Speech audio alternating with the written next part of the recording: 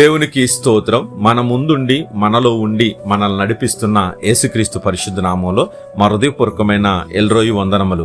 ఈరోజు దేవుని వాగ్దానం యోహాను సువార్త 15:4 మీ యందు నేనును నిలిచియుందును. ప్రియ దేవుని బిడ్డలారా, మనం ఆయనలో నిలవాలి. మొదట మనం అబ్రాహామును చూస్తే ఆయన లేత దూడను సిద్ధపరిచేసి చెట్టు కింద నిలుచున్నాడు, యెహోవా సన్నిధి కోసం నిలుచున్నాడు. యోసేపును చూస్తే 30 సంవత్సరాల వయసులో ఫరో ఎదుట నిలిచి దేశమంతా దేవుని సన్నిధిని కనుపరచడానికి ఆయన నిలుచున్నాడు.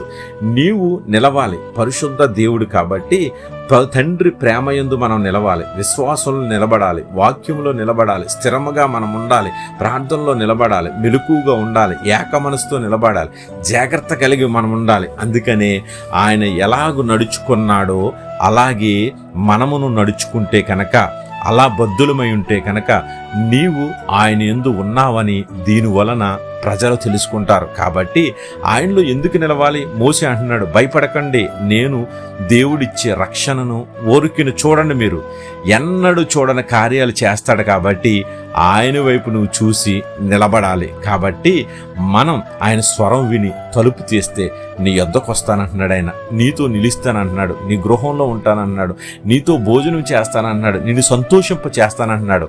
కాబట్టి బలవంతులై ఉండటానికి, ఆయన మహాశక్తిని పొందుకోవటానికి, ఆయన సర్వాంగ కవచాన్ని మనం ధరించుకోవటానికి, సమస్త శక్తులను, సాతాన శక్తులను ఎదురించుటకు శక్తిని పొందుకోవటానికి, ధైర్యం కలిగి ఉండుటకు మనం ఆయన యందు నిలిచి ఉంటే కనుక ఆయన అంటున్నాడు, సమస్తము ఆయన మన పేరట జరిగిస్తూ ఆయన మనలో ఉంటూ ఎవరు నాతో ఉండటానికి ఇష్టపడతారో నేను వాళ్ళలో ఉంటాను, ఆ హృదయములో నేనుండి అద్భుత కార్యాలు జరిగిస్తాను.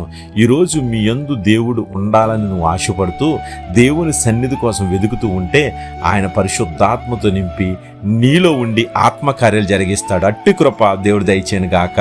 ఆమేన్.